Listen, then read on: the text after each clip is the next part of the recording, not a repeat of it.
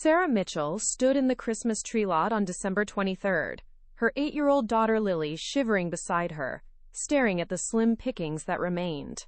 Most of the good trees were gone. It was 2 days before Christmas, and they were late. Again. Being a single mom meant always being late, always behind, always scrambling. Sarah worked 2 jobs. Mornings as a medical billing clerk, evenings waiting tables, and still barely made rent each month.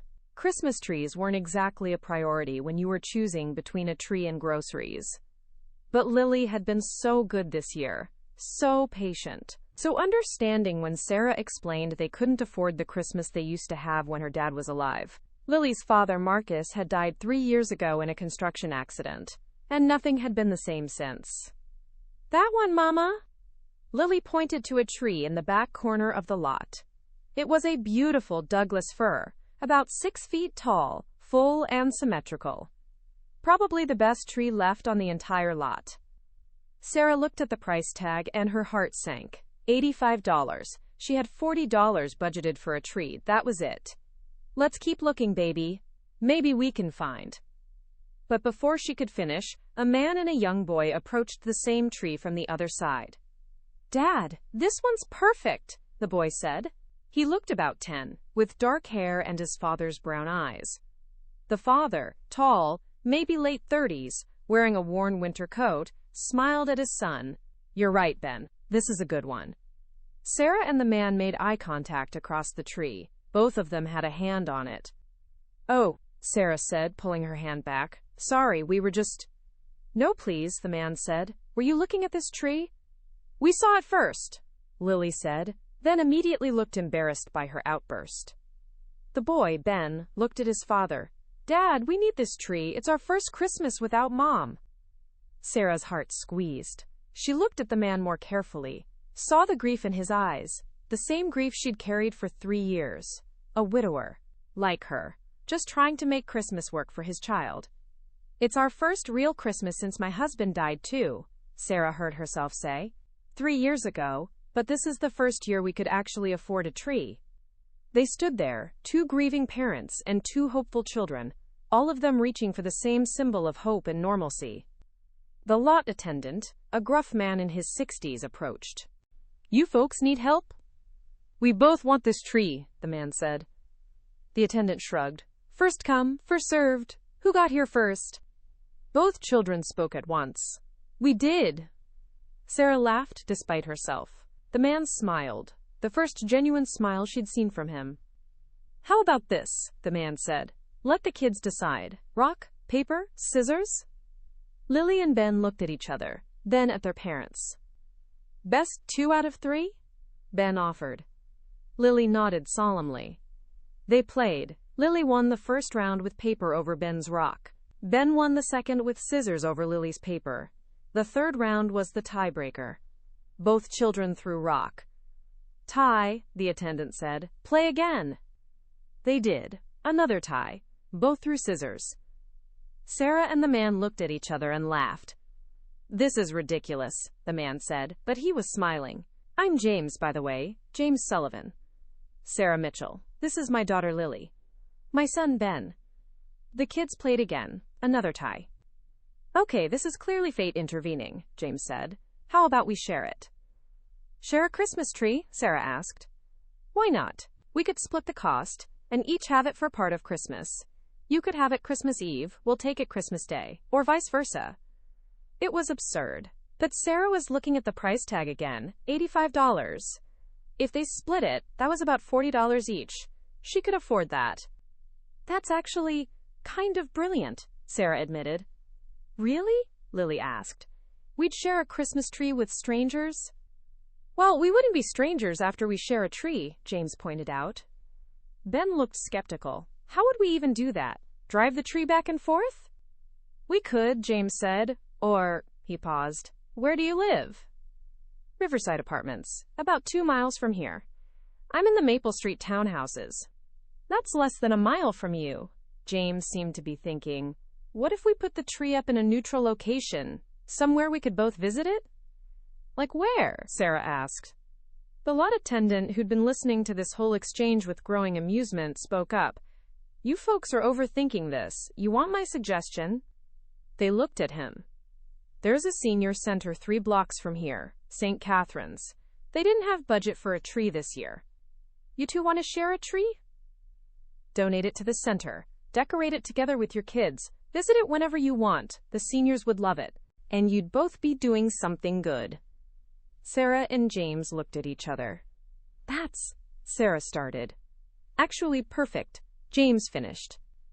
And that's how Sarah Mitchell and James Sullivan ended up buying a Christmas tree together for a senior center neither of them had ever visited.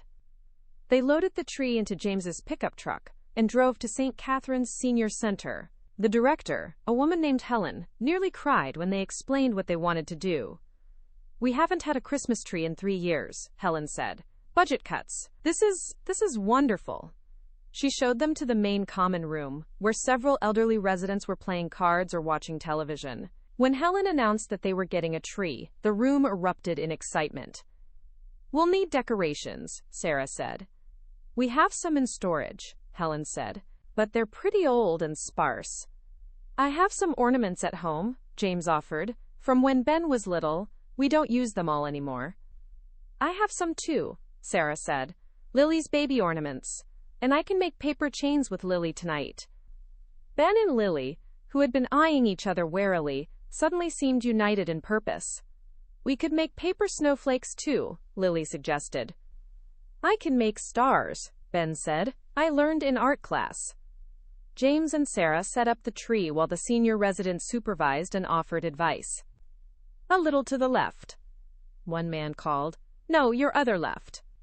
By the time the tree was up and stabilized in its stand, Sarah and James were laughing, and the children were chattering with the seniors about decoration plans. We'll come back tomorrow with ornaments, James promised. Christmas Eve, we'll decorate it together. Driving home in separate cars, Sarah couldn't stop smiling. Something about the evening felt right. Felt like maybe Christmas could still be magical, even when everything was hard. The next day was Christmas Eve. Sarah had the day off, a rare gift, and she spent the morning making paper chains and snowflakes with Lily. They also wrapped the few small gifts she'd managed to buy. Art supplies for Lily, a new doll from the thrift store, some books. At 3 o'clock, they drove to St. Catherine's with their boxes of ornaments and homemade decorations. James and Ben were already there, along with a dozen senior residents who'd gathered to help decorate. What followed was one of the most joyful afternoons Sarah had experienced in 3 years. Lily and Ben directed the placement of ornaments with serious concentration. The seniors told stories about Christmases past. James turned out to have a terrible singing voice, but sang carols anyway, making everyone laugh. Sarah helped an elderly woman named Dorothy hang ornaments she could reach, listening to stories about Dorothy's late husband. Somewhere in the chaos of decoration and laughter, Sarah found herself standing next to James by the refreshment table. This was a good idea, she said. The sharing thing? It was a crazy idea, James corrected, but it turned out good. He paused. Can I ask you something? Sure. You said this is your first real Christmas since your husband died. What makes this one different? Sarah thought about it. I think I finally stopped being angry. At God, at the universe, at Marcus for leaving us. I've just been surviving, going through motions. But Lily deserves more than survival. She deserves joy. So I decided this year we'd actually try to have a real Christmas, even if it's a small one. James nodded slowly. Ben's mom died 18 months ago. Cancer. I've been doing the same thing, just surviving. This is the first Christmas I haven't dreaded. What changed? Ben did. He asked me if we could have a real tree this year, instead of the fake one. Said his mom loved real trees. I realized I'd been so focused on not feeling the pain, that I wasn't letting either of us feel anything good either. They stood in comfortable silence, watching their children work together to hang tinsel. They're good kids, Sarah said. They are, James hesitated. This is going to sound presumptuous, but what are you doing for Christmas dinner tomorrow? Sarah laughed. Frozen pizza, probably. I work the lunch shift at the restaurant, so by the time I get home, I'm too tired to cook anything elaborate. You're working on Christmas? Double pay. I can't afford to turn it down. James frowned. What time do you work? 11 to 3. Ben and I were planning to do Chinese takeout, which is our Christmas tradition now. But what if, after your shift, you and Lily came over? We could do a late Christmas dinner together. Nothing fancy, but better than frozen pizza. Sarah's first instinct was to say no. They barely knew each other. It felt like too much, too fast. But then she looked at Lily, who was laughing with Ben as they tried to untangle a string of lights, and she thought about spending Christmas evening alone in their apartment, eating frozen pizza, pretending it was enough. We'd love that, she said. Thank you. James smiled. That genuine smile again. Good, it's settled then. The tree was finished by 5 o'clock. It was beautiful, covered in mismatched ornaments, homemade paper decorations, silver tinsel, and topped with a slightly crooked star that Ben and Lily had placed together while standing on chairs. The residents clapped. Someone started singing "Oh Christmas Tree," and everyone joined in, including James with his terrible voice. Helen, the director, pulled Sarah aside. Thank you for this. You have no idea what it means to them, to all of us. Thank you for letting us do it, Sarah said. This turned out to be more for us than for you, I think. On Christmas Day, Sarah worked her shift at the restaurant. It was busy, families celebrating, people who didn't want to cook. She smiled and served and earned her double pay, but her mind was on the evening ahead. At 3:30, she picked up Lily and drove to James's townhouse. It was modest but warm, decorated simply with lights outside and a few festive touches inside. James answered the door in an apron that said, "Kiss the cook," which made Ben groan with embarrassment. Dad, please take that off. Never. This apron is a classic. Dinner was indeed Chinese takeout, but James had set the table nicely, with candles and cloth napkins. They ate together, and it felt easy. Natural, like they'd known each other longer than 2 days. After dinner, the kids played with Ben's new video game while Sarah helped James clean up. This was really nice, Sarah said. I'm glad we didn't spend the evening alone. Me too. James dried a plate, then set it down and turned to her. Can I be honest about something? Okay. When we both reached for that tree, my first thought was, great, now I have to fight someone for it. But now, I'm really glad we reached for the same tree. I'm glad we decided to share it instead of fight over it. I'm glad Ben and I aren't spending tonight alone. Sarah felt something warm spread through her chest. I'm glad too. Would it be crazy if I asked if we could do this again? Not just Christmas, I mean. Maybe coffee sometime, or the kids could have a play date. Sarah smiled. That doesn't sound crazy at all. Over the following weeks, Sarah and James started seeing each other regularly. Coffee turned into dinners. Playdates turned into movie nights. They moved slowly, carefully, both of them carrying grief and responsibility, and the weight of being single parents. But they also moved forward. Together. In February, James came to Lily's school play. In March, Sarah and Lily joined James and Ben for Ben's birthday. In April, they all went to the zoo together, and people assumed they were a family. By summer, they were officially dating. By fall, they were talking about a future together. And when December came around again, they returned to St. Catherine's Senior Center to decorate the tree together, as a family this time. Helen greeted them with hugs. I was hoping you'd come back. The residents have been asking about you all year. The same seniors gathered to help decorate. Dorothy was there, delighted to see them again. She pulled Sarah aside. I knew it last year, Dorothy said with a knowing smile, when I saw you two decorating together. I told Helen, those two are going to fall in love, and I was right. We were just two strangers reaching for the same tree, Sarah said. No such thing as coincidence at Christmas, Dorothy said firmly. That tree brought you together for a reason. As they decorated, Sarah watched James lift Lily so she could place an ornament high on the tree, saw Ben show one of the seniors how to make a paper snowflake, felt the warmth of community and connection and something that felt like hope. After the tree was finished and they were driving home, all together in James's truck now, Lily asked, Are we going to get our own tree this year too? James and Sarah exchanged a look. We could, Sarah said carefully. We could get a tree for James and Ben's place. But you and Mom don't live together. Ben pointed out. Another look passed between James and Sarah. Not yet, James said, but maybe next year, if that's something everyone would want. The kids erupted in excitement. And on Christmas morning, when Sarah woke up in her own apartment and thought about the year that had passed since she and James reached for the same tree, she felt gratitude overwhelming her.